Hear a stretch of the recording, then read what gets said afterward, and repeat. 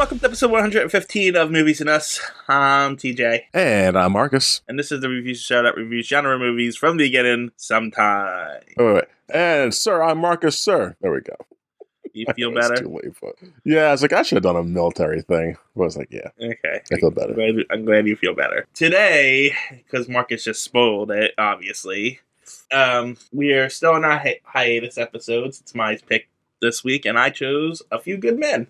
It was released December 9th, 1992. It is directed by Rob Reiner, screenplay by Aaron Sorkin, produced by Rob Reiner, David Bowen, and Andrew Shinman.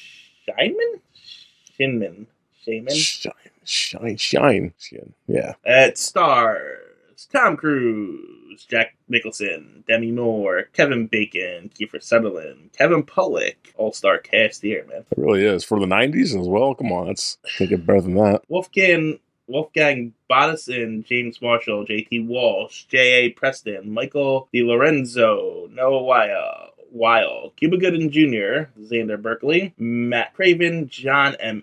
Jackson, Christopher Guest, David Bowie, not that David Bowie, Joshua Molina, Harry Cesar, and Arthur Senzi. Although saying David Bowie, he would have been good in this as well. I guess. He's a good actor. I still feel like he pulled off a militant role. Maybe. I don't know. We'll have to see. I think I've only seen him in Labyrinth. So. Zoolander? First time I saw him, I think. I never seen Zoolander. What? No. What? No.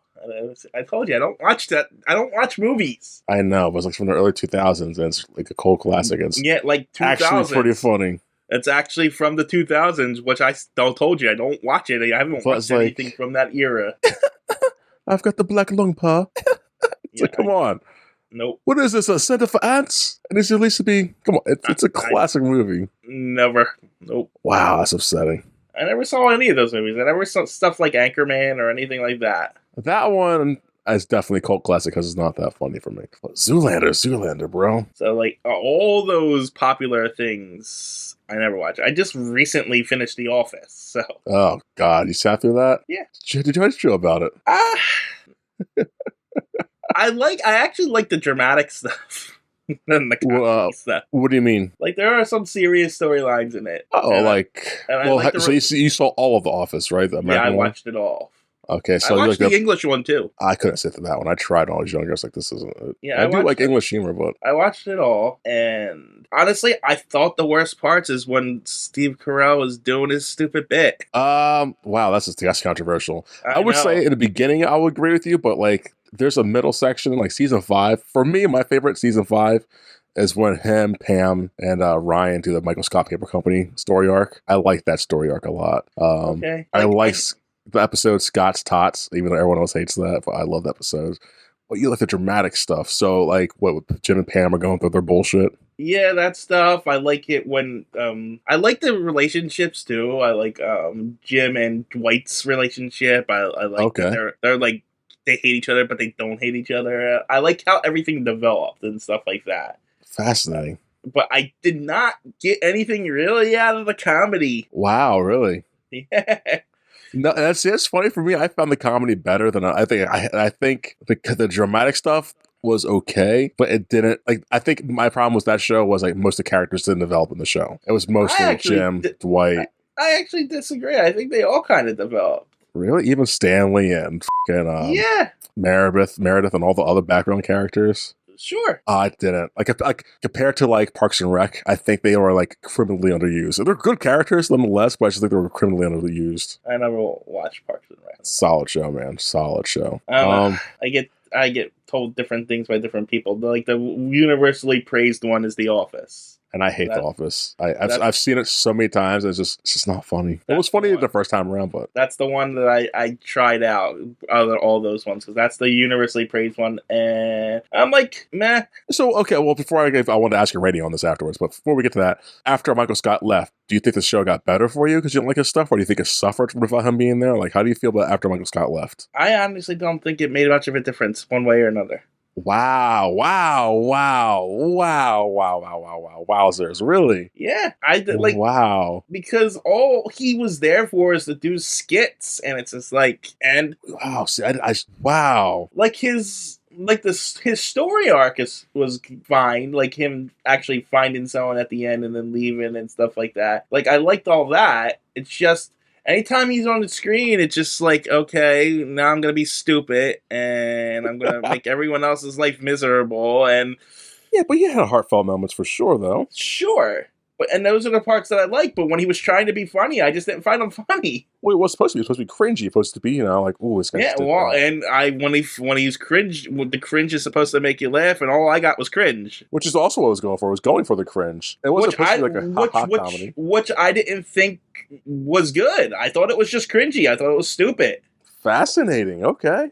This is really interesting stuff. Like, people, I guess that's what people liked about it, and that's what they found funny. But I didn't. I just thought it was stupid. I get that was the point of the show, but they proved when he left that they didn't really need that part of the show. See, I think I probably follow the majority of people. I think the show really suffered after they lost him. Like, the story arcs were just dumb. The characters they introduced were just here's the thing. I always thought the whole thing was dumb. So when they brought in other storylines from in the later seasons, it didn't feel like it deviated. It felt like more of the same with different characters. That's I think it was like the problem. I think it like amplified of like, oh, this show really needed him, Jim, Pam, and Dwight to be like, all four of them need to be here. Whereas I think like if they would have helped focus on the other characters more, instead of them just sitting around and reacting to Michael Scott, but like we saw Oscar develop, we saw all these other characters develop. I think it'd be like, okay, just because they lost a boss, not enough though. I think like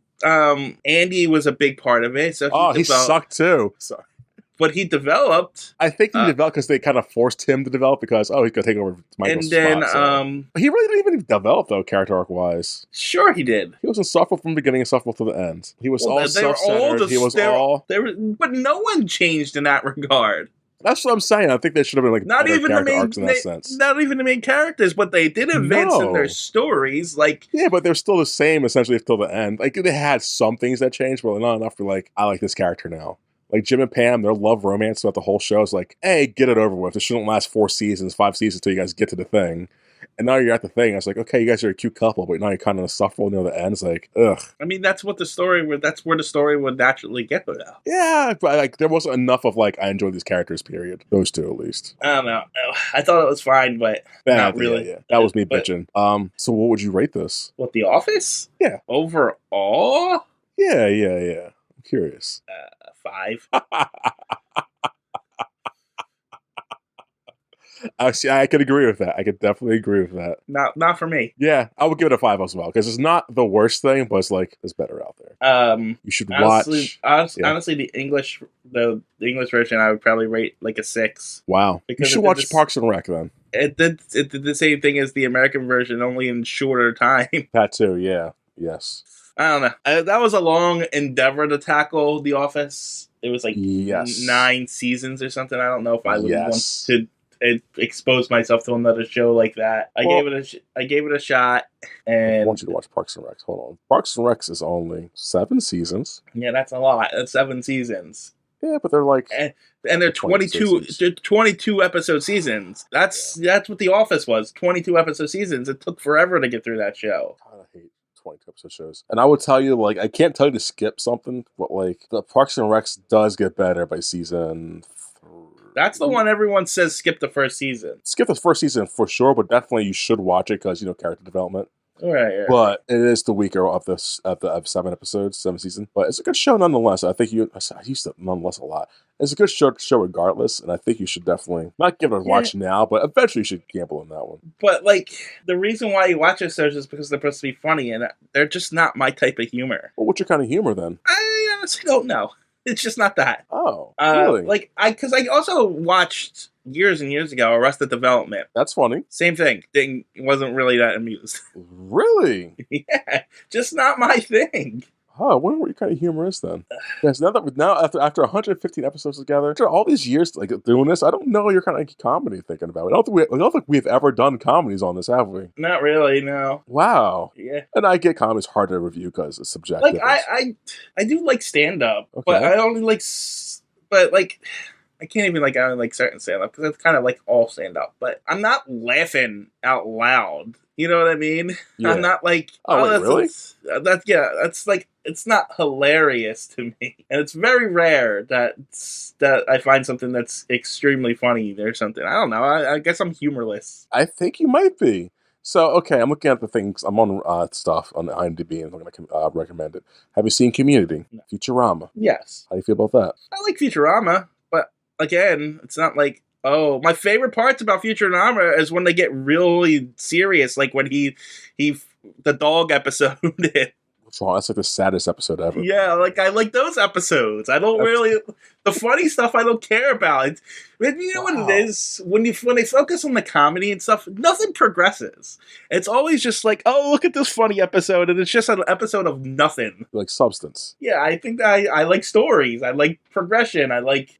So, have you seen Wow, you're so weird. Scrubs. Yes, I have seen Scrubs. I watched. I thoroughly enjoy that show. If you don't like that show, we can't talk ever again. No, I like the show. Again, I'm just not like laughing at it. Really? I think you might be broken inside, TJ. Like, look at me wrong. Enthusiasm is something you would like, I think. Like, I'll laugh every once in a while, but I'm not consistently laughing, is what I'm trying to say. Well, obviously, yeah. But like, so the things you laugh at, like, what's a joke from I can't even South Park or Simpsons that you enjoy? I couldn't even tell you. Nothing stands out in my head that I think, oh, that's funny. Even when I laugh at something, it doesn't stick with me because it doesn't impact me. You don't quote anything? Have you ever heard me quote anything? No, I'm just thinking about that. Like, you are a weird dude. Never once have quote anything, because I just don't. What's the point? It's like, oh, it's a line from a movie. Who gives a crap? It's communion. Like, hey, I'm gonna quote whatever. I do what I want. If someone gets that, oh, you like that thing too? Hey, we got a common bond now. Let's talk about the thing we like together for a little bit. Not too much, because I'm not trying to be weird about it. But like, it's like, hey, we like the same thing.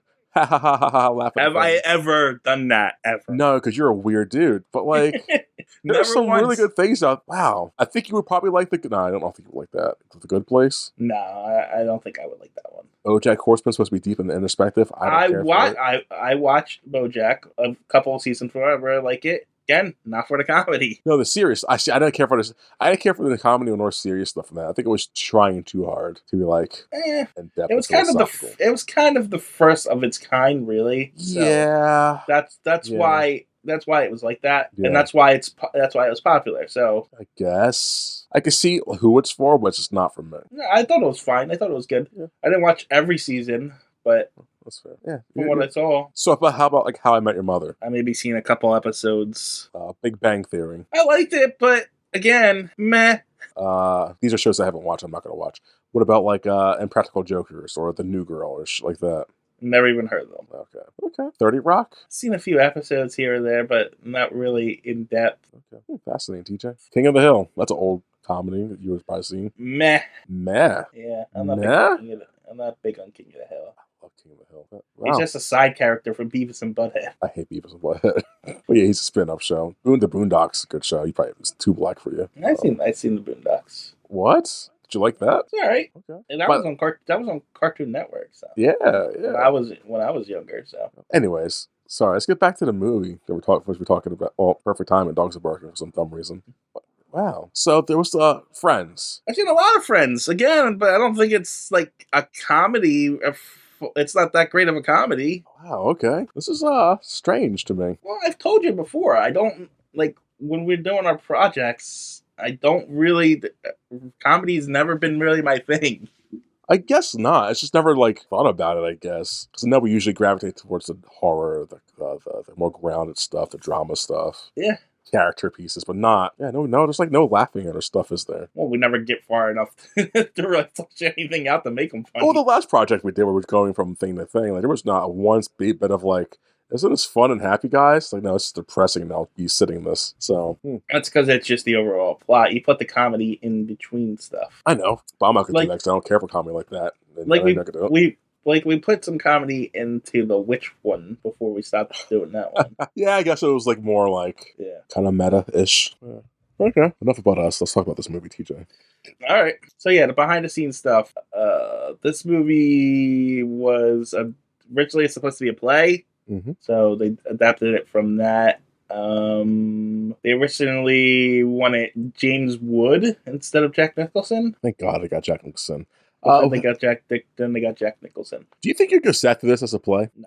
Right? A bit too much jargon, I think. Like, too much, like... Well, not only that, apparently the guy who wrote the play, Aaron Sorkin, was famous for one-man plays. Well, Aaron Sorkin's Aaron Sorkin. So, it's like, he would probably done a one-man play and have been like, no. Yeah, no. The other interesting thing is, I'm just going to read this sentence for sentence here. Tom Cruise said that he modeled his performance on church Scientology chairman David Miscavige, with whom he was friends. Cruise insisted on using the church's clear sound reproduction, that's redundant, reproduction technology, which captured his voice better. Why did I know you were going to focus on a Scientology thing? Come on, DJ. That's a ridiculous sentence. Is it, though? He literally forced the movie production to use a Scientology thing because it made his voice sound better. You don't think that's news, Harvey? It's an actor being an actor who's also a Scientologist, so... Yeah, and we've done it with every other one that we do, too. I know, but of course you're going to focus on the Scientology thing. I read it like, he's going to focus on this, isn't he? There's nothing else to talk about. I mean, that too. Yeah, you're not wrong. The second I saw Church of Scientology, like, oh, we're going to tackle them, today. And religion and all that shit. Also, Jack Nicholson apparently made $500,000 a day. He's Jack Nicholson, baby. For 10 days of shooting. And he said it was money, one of the few times when it was money well spent. And he later criticized Columbia Pictures for moving the film's release date because they moved it to... that competed with another one of his films, Hoffa. I wonder why they would do that. Well, money, I guess. Like, if you like Hoffa, let's go see this. And because they do advertise him a lot in this movie. He's like in it for what, 10 minutes? Well, Jack Nicholson? Yeah. Yeah, he's in it a little bit. Not even 10 minutes, really, but it's like he's in it some of it. He's good in it. Don't get me wrong, he's good in it, but yeah. They paid him that much money for being in it for, like, that's insane. What is this world, TJ? I mean, he probably got paid a lot more if it was today, so. That's just crazy. I agree. That actors get paid too much money, but I think the people behind the films, like the producers and everybody else, get paid way too much money. So they're just doing make believe, and I'm for it because I'm all about that. I want to be in it, but like, get paid $5 million for 10 days of work to be in a movie for 10 minutes. It's Jack Nicholson, and I'd rather him have it than the fucking producers and the movie studios. I don't have an opinion on that either way, honestly. At least he's working for his money, where those guys are just like, they're working for their monies. They're in their office saying, do this, and then screw up every movie they've ever touched. Now you're just being too harsh. You're being too harsh. Well, I'm not. You are. Executives are stupid and don't deserve anything they have. I'll keep my comments out of this. Anyway, the movie was well rated. Although Robert Ebert wasn't too thrilled about it, apparently. Oh, really? What'd he say about it? He gave it a 2.5 Damn. out of 4 stars. My man. That's why yeah, good man. Finally, the major flaw was revealing the courtroom strategy to the audience before the climactic scene between Cruise and Nicholas. Yeah. In many ways, this is a good film with the potential to be even better than that. The flaws are mostly at the screenplay level. The film doesn't make it work, doesn't allow us to figure out how things for ourselves. Is afraid we'll miss things that are not spelled out for us. Yes. Damn, took all my complaints out of this. There's my review. Literally. Well, yep, I agree with that. This is why I don't read reviews, TJ. I never even considered that part of it because I've seen this movie so many times. Really? I watched it was on TV a lot when I was a kid. Not fair. So, I never even considered, being spoiled or trying to figure things out because I already knew how it was going to play out. You know what I mean? It's my first time seeing it. I was like, you're already telling us how the guy died, kind of. Just going to walk us through all this shit, Okay. Yeah, well, because it's more about the courtroom stuff than. Yeah, but it's like I've seen it done better. That's all. Well, I can say that about anything. Cough, cough. We're gonna see it in the box office when we get to it. Cough, cough, cough, cough, cough. So this movie won a bunch of awards. It won the, I don't know if I'm supposed to say ASCAP or ASCAP, Film and Television Music Awards for top box office films, and whoever Mark Shaman is won that award. It also won an award Circuit Community Award for Best Adapted Screenplay. Aaron Sorkin won that one. Okay. It won the Hartfield Film Festival Truly Moving Picture Award. Really? So some of these awards are stupid. Rob Reiner won that one. He also won the MTV Best Movie Award. Well, the movie won Best Movie Award. Mm-hmm. It won 4th place on the National Board of Review's Top 10 Films. Jack Nicholson also won a Best Supporting Actor award for a National Review, and he was the runner-up in the New York Film Critics Circle Awards. Okay.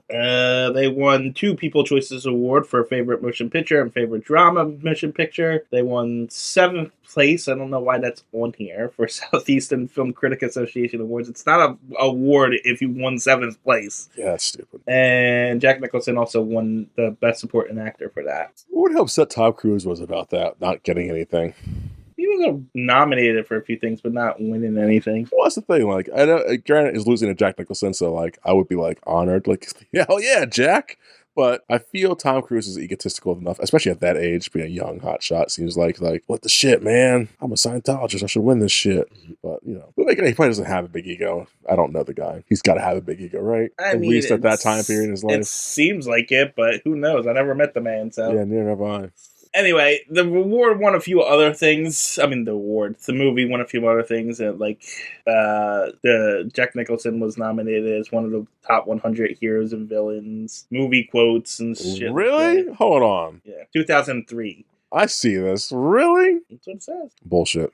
And then, of course, quotes. There's a few truly quotable lines in here, and they've been quoted for decades now. So, well, don't I feel like an asshole? No. You want the truth? You can't handle the truth. Yeah, classic. That's a classic line. Even Tom Cruise's line before, it's iconic. Which one? I want the truth. Yeah. And leading up to it, that whole argument. That whole argument kind of made the movie, honestly. God, yeah, that last... yeah. What putting him on the stand, that whole last section is... Yes. What is this movie? If that movie didn't have this, the movie would be just like, why'd I watch that? It would have been just an okay legal drama. But it's definitely that last part of it that made this movie what it is. Yeah, yes. Okay, so this movie made between 33 and $40 million budget. It made $243 million, which was a hell of a profit for it. That's an explosive profit, bro.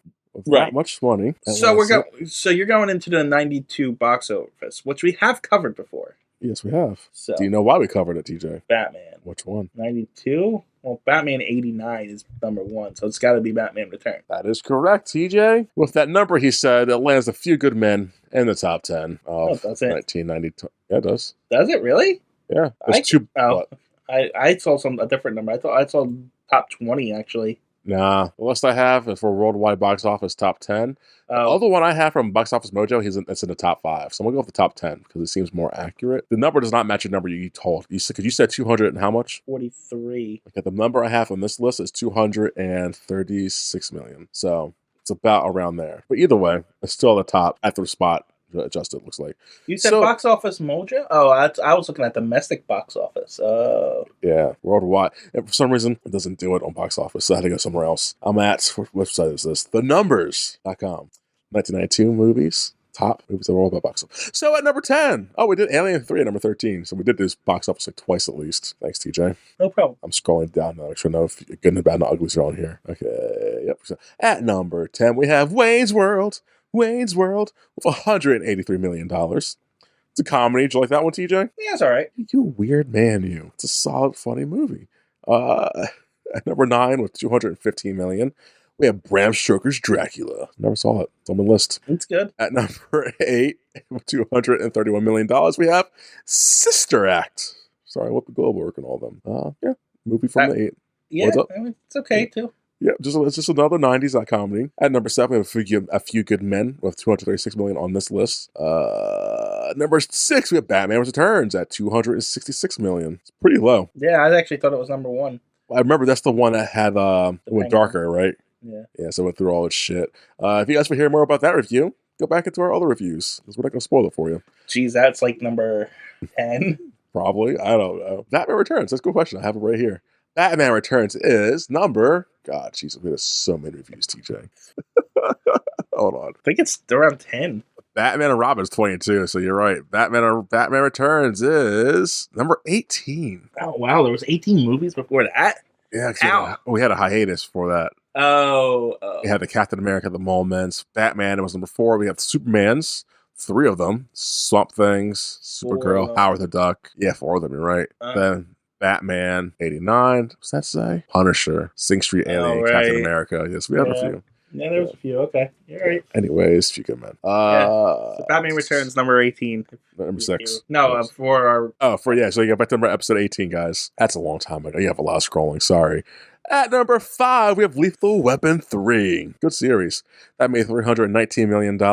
Is 3 the one with Chris Rock? If there's 4 of them, it's the 4th one. It's the 3rd one. If there's only 3 of them, it's the 3rd one. It's the last of the series. So then I think it was 4. Yeah. As of the recording of this. Has there been 4 of them? I think there was 4 of them. Right? That sounds right. But that doesn't sound right either. I don't think it was 3. I think it was 4. Yeah, this one had Chris Rock. Had Joe Pesci in it. Chris Rock. Jet Li. God.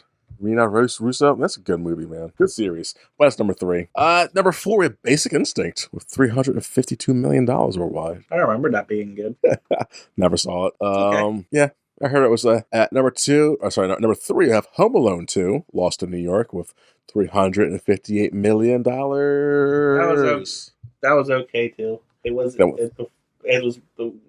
before Home Alone became, direct to DVD. Yeah. At number 2, we have The Bodyguard with $411 million. I never saw that. I will always love you. Neither have I. And at number 1 with $504 million in 1992. Can you guess, TJ, for the 3rd time of doing this box office? 1992? Yes. Aladdin. Wow, you got it right on the money. Well, wow. I knew it was a Disney movie, and Aladdin's my childhood movie, so it had to be Aladdin. Damn. Wow. Yeah, wow. Yeah. I've seen every one of those movies except for one. That's when I watched movies. And there were 11 got the Patriot Games. You seen that one? Yeah, I own that one. That's Harrison Ford, I think. Oh. At number 12 is Unforgiven, a Western movie, which is on my list to watch. Yeah, I've seen that one too. When you say Patriot Games, I'm thinking of War Games. Yeah, Patriot Games, the one for Harrison Ford. Yeah. I'm thinking the Matthew Broderick one. Number 14, it was one movie I was going to pick for our another movie I was going to pick for our sabbatical. Under Siege. Oh yeah, Under Siege is awesome. I know you love it. It was like the only Steven Seagal movie. And that and Mark for Death was pretty good. And I'm jumping down to number 31 because it's also a lawyer movie came out this year, a law movie. My Cousin Vinny. I don't think I seen that entire movie. What is so fucking good? It's phenomenal. Of the movies you watch that has courtroom shit, that's the one to watch. I don't think I've seen the entire thing. Why? How you not sit through that movie? It's so good. Because it was probably on TV and I probably caught it halfway or something. Oh, God damn it, TJ. This is 1992. You have to understand, we didn't have the internet. Okay, I was 1 when that movie came out. And I've still seen it at least 4 or 5 times in my life. That movie's really good. Yeah, you had more access to things. Yes, we are both right now in the same time period. You have access to it as well. Yeah, but by the time that access came out, 1,000 million other things have come out. Yeah, I know. And I still saw My Cousin Vinny at least 4 times, and it's still a good movie. I would rather sit through that 10 times and watch this movie ever again. Anyway. Go watch My Cousin Vinny, guys. It's a really good movie. That's a 9 out of 10. I will hype that weapon up all day. And that's the box office. Oh, Hoffa came out at number 51. And that's the box office for... Never saw that one, actually. That's the one he was pitted against. Yeah, I know. Yeah, neither have I. That's the box office right there, too. Going back to you, TJ. You do it. I don't want to. Okay. This movie starts in a courtroom and ends in a courtroom. It's 5 out of 10. It doesn't start in the courtroom. It doesn't, but it starts with some guy getting killed. It shows you the guy getting killed, and shit happens. They tricked the bad guy into committing he did a thing, and yeah. They didn't trick the bag. What are you talking about? Anyway. They tricked him like, hey, you want to talk about your ego? Yeah, I'm egotistical. Like, oh, wow, this is very of a nuanced film, isn't it? Let's just dive into it. I'm upset you read the review now, because that's exactly how I felt. I didn't have the words for it, but now that he said those words, like, yes, that's exactly my feeling. God damn you, TJ. Oh, by the way, I don't have any trailers or anything before this because I didn't. Oh, I don't own this movie. This movie. Yeah, it opens up on in Guantanamo Bay, right? Guantanamo, what is it? Yeah. Guantanamo Bay? Yeah. In Cuba. So I guess there was a military base there, huh? Yeah, I didn't know that. I always just thought it was a prison. Yeah, same. But apparently there's a base and there's like soldiers and shit there. I don't know. Whatever. Anyway, we open on the base, Marine base, and there's two Marines walk into another Marine's building. And they tape him up. They put a towel in his mouth, and then it cuts to black. They shouldn't have this scene. They should have just not had the scene at all. Why? Because it just shows you them doing it. I know that's not the mystery, but just like keeping that ambiguous. Like, okay, we see the guy get tortured and whatever, or we see him die or something. We don't know how he died or why he died, but we could definitely point fingers at these people. The audience not knowing that would have been much better, I think. Just the big ambiguity to it. Like, are we rooting for good guys or bad guys? We don't know. And do we believe what they're saying or not saying? We don't know. Is the court guys actually good at the job or bad at the job? We don't know. I think that would have been great. But to show us that is like, okay, sure. Well, it was never in doubt that they did it. Yeah, but I think it would have been nice to have that little drama of like, did they do it? Did they not do it? Like, it just kept the audience divided. Like, you make your mind up if they did it or not. Just at the end of it, the rest of the movie still probably could have played out the same for the most part, but just not seeing that would have been better, in my opinion.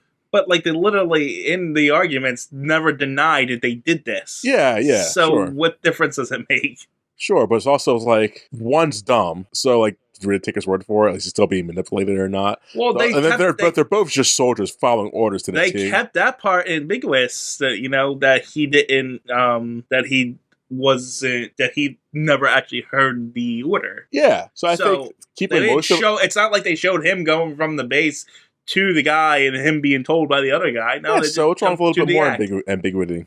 Because it's not ambiguous. I think it should have been.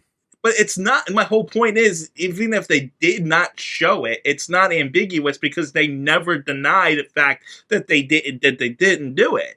No, I guess. Or fine, how about that? Fine, if I guess if they want to admit that, at least move that scene to like halfway through the movie. What difference does it make if it's halfway through the movie or in the beginning? Because like there's that little tension of like Tom Cruise trying to get them to say, "Did you guys do it or not?" Like we saw them do it. It's not why are we having this. So I guess like them like holding out and then just telling them to give us a reason why it's a 2.5 hour long movie. They never held out. They never hold out. It was like 3 seconds of them holding out, and he's like, "Yeah, we did it. We did it." It would have added tension. That's all I'm saying. So either giving it that scene or moving it, I think it would have added some tension. I don't think it would have. I actually think it was fine where it is because it doesn't matter. It does matter because it would have made the movie. They put it in the beginning because it's like, oh, it's what is it called? Like. To get you interested in the thing. Oh, these guys just killed this guy, right? Yeah, they had that shit because they realized this movie's fucking boring. We should have put a little something in the beginning of it, shouldn't we? So, like, it's like, oh, this is the mystery. They killed this guy. So, what's the legal drama behind it? There's nothing ambiguous about that opening. I know, but that's what I'm saying. She either make it ambiguous or move it to add some kind of tension. But if they would have made it ambiguous, it kind of breaks the entire story. How? Because if you make it ambiguous, then they have to argue that they didn't do it in the first place, which was never the argument. You know what I mean? And if they could argue that they we followed orders and did something, but we didn't kill him, or they could have twisted it a little bit. But they never once made an argument that said, "Hey, look, they literally said we didn't kill him. All we did was put a rag in his throat, and then he started bleeding." Yeah, but it looks like they killed him because I guess Actually, because it does because they don't show them calling the ambulance. They don't show them freaking out. But calling the ambulance. They also don't show him coughing off blood. Yeah, they kind of do. They show him struggling. At least they call him struggling. So why have that scene then? They show him taping him up, and they show him stuffing in the rag, and then they show him putting him down on the bed, and then it cuts to black. Well, why have that scene then? To get you interested in what the mystery is. Why is this a thing? I don't know, man. I think they should. I don't think they needed that scene. I just don't think the scene matters one way or another. I just don't think. Well, but if that's the case, then why have the scene? Like I said, to amp up the audience and get them interested. Like, oh, these soldiers just did this thing. Yeah, I don't know. They should have just done something different with that. That's all. I literally don't think it's a problem. I wasn't a fan of it. I was like, this is just showing us the thing, and then go do the thing. But it didn't show you anything that they didn't really show you anything. I want ambiguity, and it didn't give me ambiguity. It gave me like, okay, they tied them up to the thing. And they're going to explain more details later than when I show them panicking or whatever. Like, it's like, okay, like Law and Order doesn't. I don't watch Law and Order. I don't like it. I've seen a few things and going by and shit, but I see them set the mystery up better than this. So it's like not really a mystery. Or they shut not the mystery. They set up the thing that happens better than this, in my opinion. That's what I'm saying. This isn't really a mystery. This is a legal drama that they're so is Law and Order, trying right? to kind of they'll get at a kind of a corrupt military system that's happening. Yeah.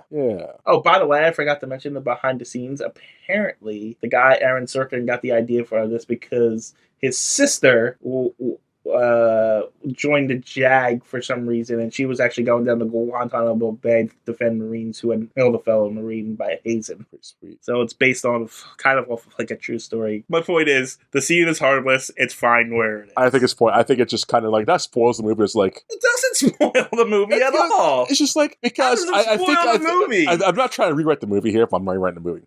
You get rid of that scene. You have them get called up because, there's a thing that happens. And it's like the first act could be that they did not do it. Did they or did they not do it? We don't know until we get down there and talk to them. And they I think that distracts from the entire thing. I think now you're adding scenes and it's just like unnecessary because we know how this is going to play out, and it's not about whether they did it or not. We know that they did it. Well, I think that could be the twist of the first act. It's like, hey, and they actually did. They admit to it. They were given red. This movie's already 2 hours and 20 minutes long. Trust me, I know. But I want to at least feel like a fun 2 hours move, 2.5 hours. So that was just 2.5 hours. It's okay.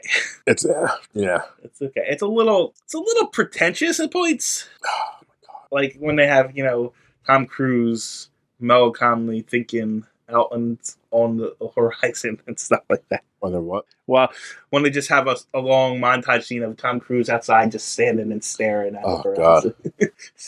So there are some 90s tropes in here that I forgot about. Yeah, it's very like, oh my god. This was a time period, wasn't it? Yeah. But anyway, that's how the movie opened. And then the first act is just we're getting introduced to the different characters. You got Jack Nicholson, Tom Cruise, Demi Moore. I don't know their actual names.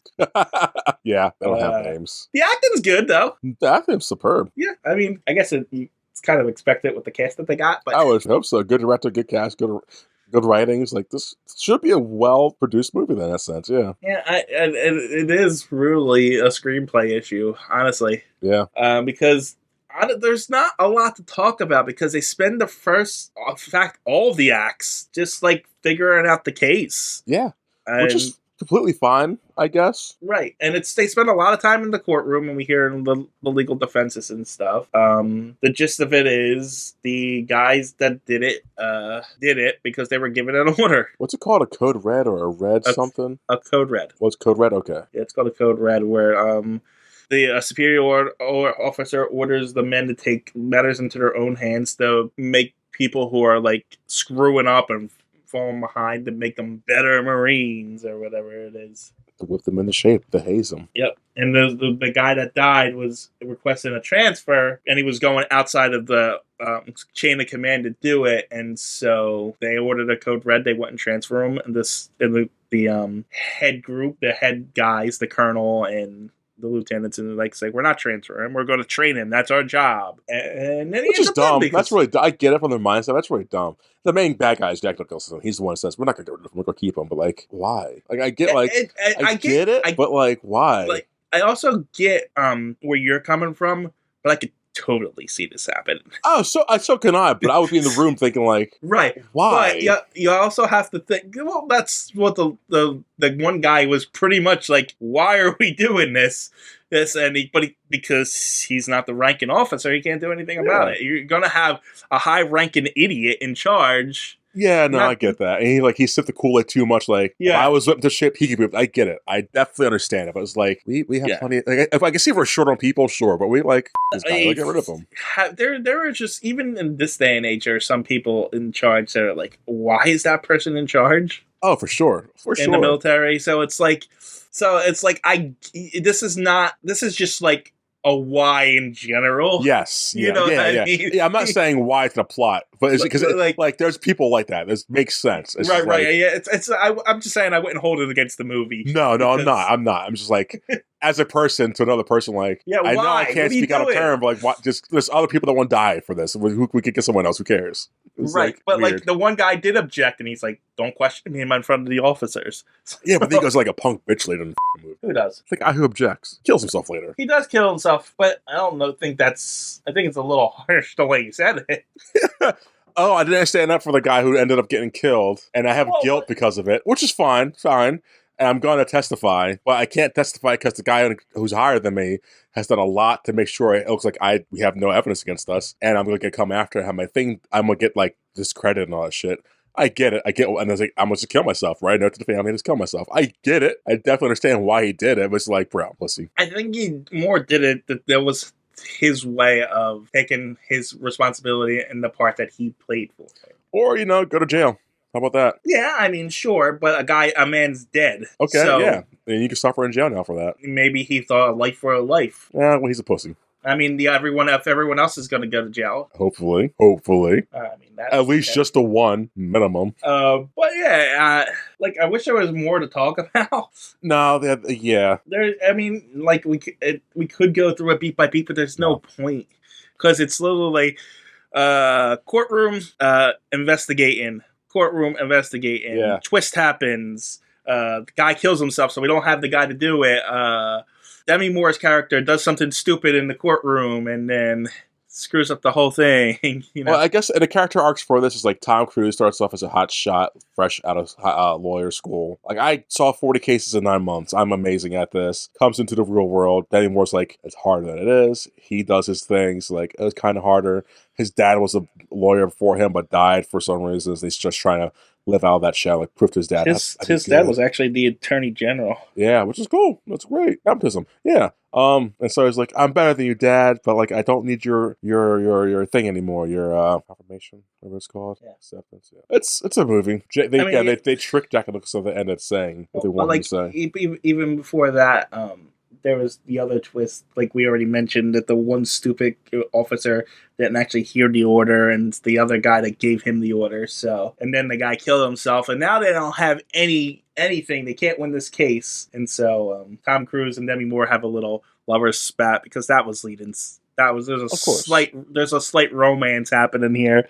It's not in your It's not in your face though or anything. It's barely a thing. Yeah, thank God. They go on one date. They don't even kiss in this, so it's like... Yeah, I was dreading the kiss. I'm glad it didn't happen. So it's like, it's not... It's like, oh, it's there, but it's almost like, we're mandatory to put a romance in here, so here you go. And then, so their only choice is to put the Jack Nicholson on the stand to try and get him to admit to it. And so they do. They put him on the stand, and this is the whole reason to watch this movie, honestly. It's Tom Cruise versus Jack Nicholson on the stand. I truly think if you just watch the Jack Nicholson scenes in this movie, you get the whole movie. Hey, we should get rid of the guy. No, we're keeping him. Oh, shit, he's dead. Hey, here's some lawyers in a white suit I don't like. Ah, shit, now I'm on stand. That's the movie. That's all you need is Jack Nicholson scenes, and you're fine with the movie. I mean, if you don't know, like, the whole thing, no. Like, what else do you need? I think his scenes are most pivotal in this movie. Like, I'm not disagreeing with you, but you don't have the context of the rest of the case and everything else that's going on, if you're into that. Sure, I guess, but I think if you just get the baseline, you're like, oh, okay, that's the movie. I think if they would put that on TikTok, and people were like, oh, okay, I saw A Few Good Men. That's all you needed was the Jack Nicholson scenes. I don't know, maybe. It's just, there's just, like, the lead up to him, because they're originally after Keith Sutherland's character. Yeah, he did great in this, too. Yeah, for the little screen time that he had. Mm-hmm. I mean, he's like a religious zealot, though. Yeah, I only got 2 books beside me. Something with the military and a good book, Jesus Christ, Lord Almighty, he gave us. Like, God damn this guy. He was pure evil in this one. He was like the most evil character in this movie, like unapologetically. At least Jack Nicholson's character was like, I'm doing this for my country. You know what I mean? The other guy was just like, I'm like spiteful. It's all about Jesus. I'm just that guy. Yeah, he pretty much said the guy's dead because God wanted him to be dead. Yeah. So yeah, but Tom Cruise on the stand, and then you get the classic, line. You want the truth, you can't handle the truth kind of thing. You want, still kind of a thing to this day. So it's a great line. It's a fantastic line.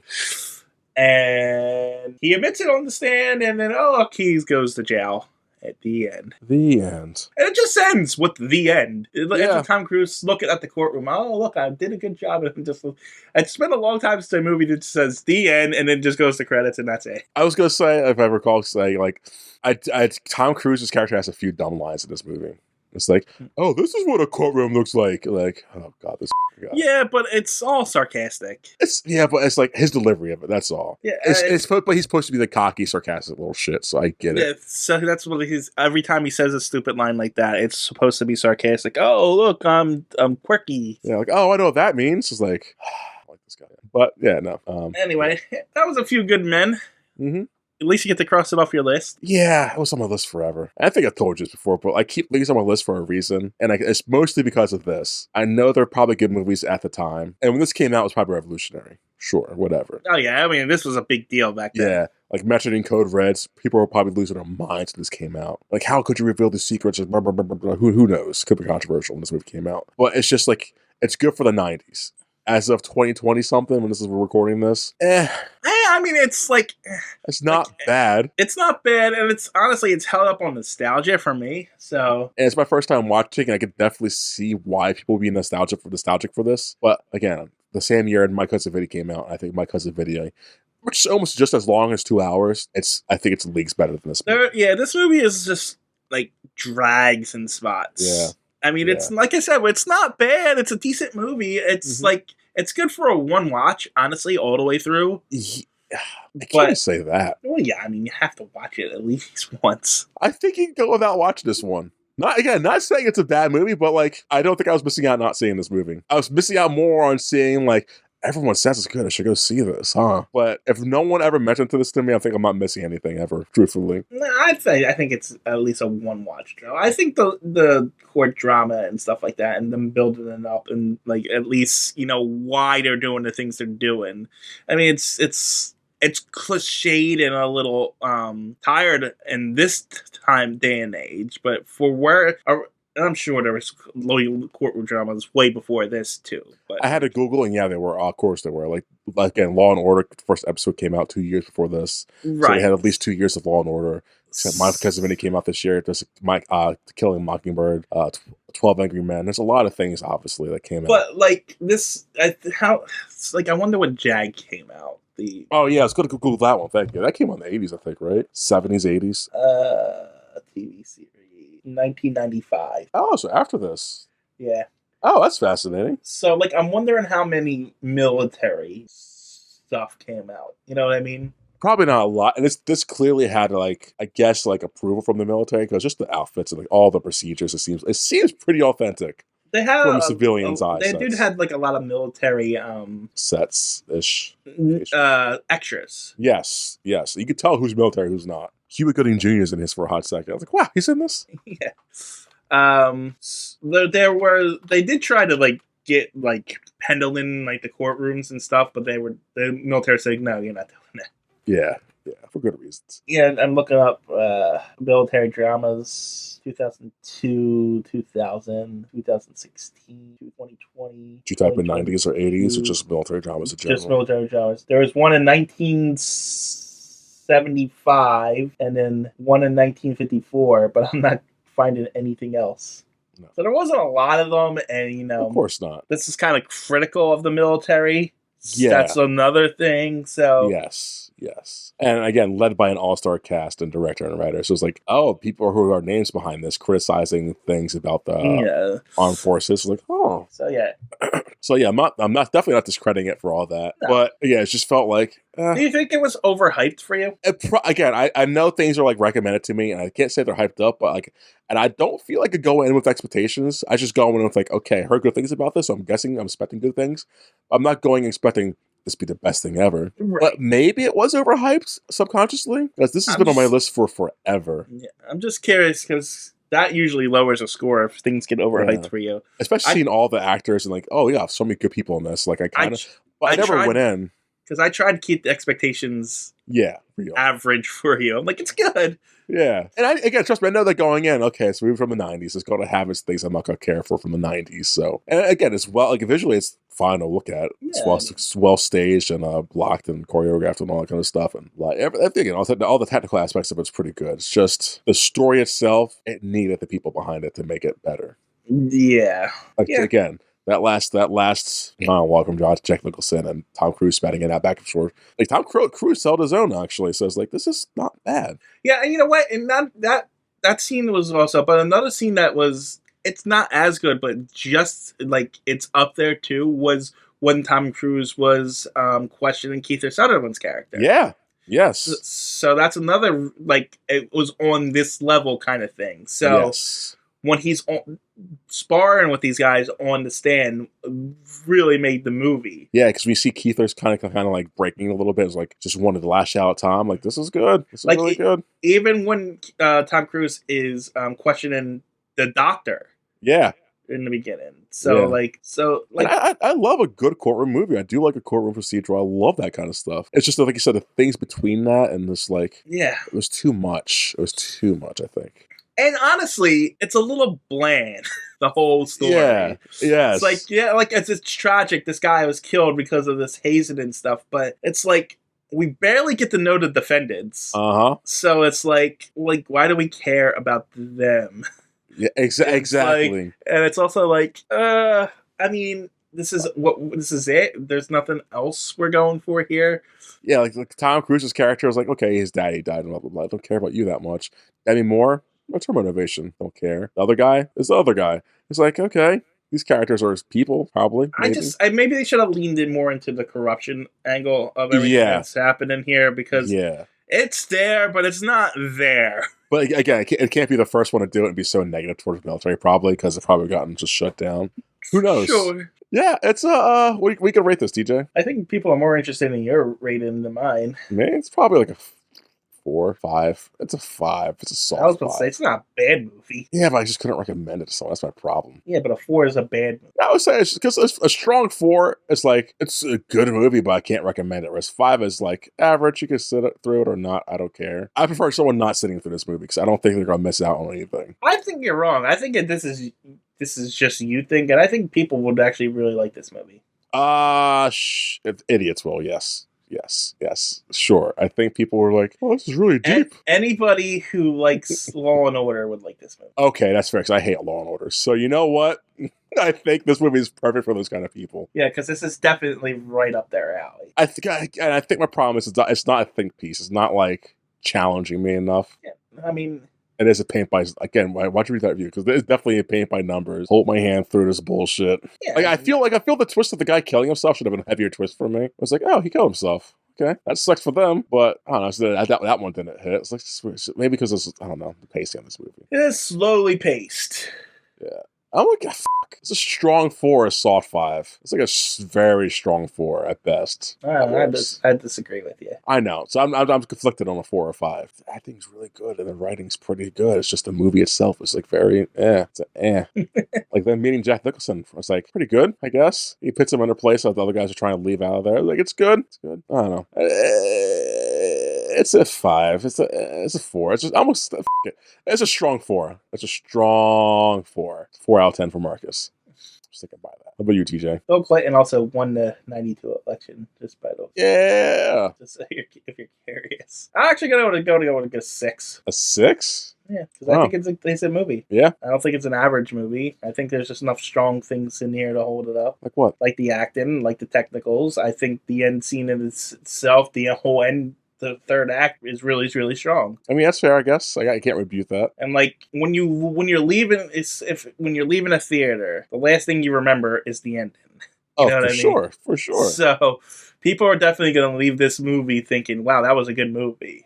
But like, not like let's saying that, like, I was thinking at the same thing. But like, if I was going on a date with someone and went to saw this movie for some reason, why would you take anybody? Yeah, exactly. That first off, that So let's say at the time, the 90s, it's like, oh, this is the big thing. We should go see this. Dinner and a movie and a dinner. Sure, we're going to see this. We're going to talk about the movie afterwards. We're going to talk about the ending for sure and how great the casting was. The rest of it, I won't give a about to talk about. Like, yeah, but what about the scene where Yeah, but see, that's you. But I think the person I'm dating, like, yeah, the scene where they did the. I think an average person would come out of this with different things to talk about, like code reds and like military corruption and just political things. Yeah, but now we're talking about politics, not the movie, though.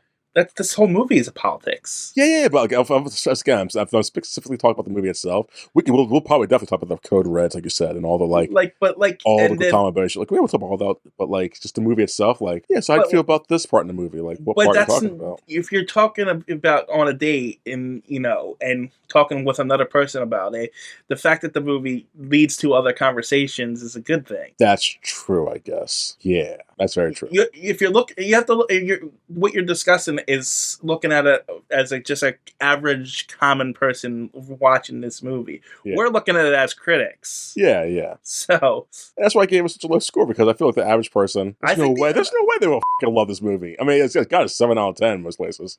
So obviously I'm the weird one. Yeah, I disagree. People would really do like this movie. They're wrong. Go see My Cousin Video. That's all I gotta say. Still a better movie than Black Swan. It's funny. I think I have the same feeling for both these films. I give Black Swan 4 as well. Yeah, I think so. Yeah, just both movies. Can't recommend them, but you can definitely see why someone would like them. Say the thing, TJ, so we can leave. I don't remember what it is. It's not on there anymore. Now that we did it, it's done. Now that we did it, it's done.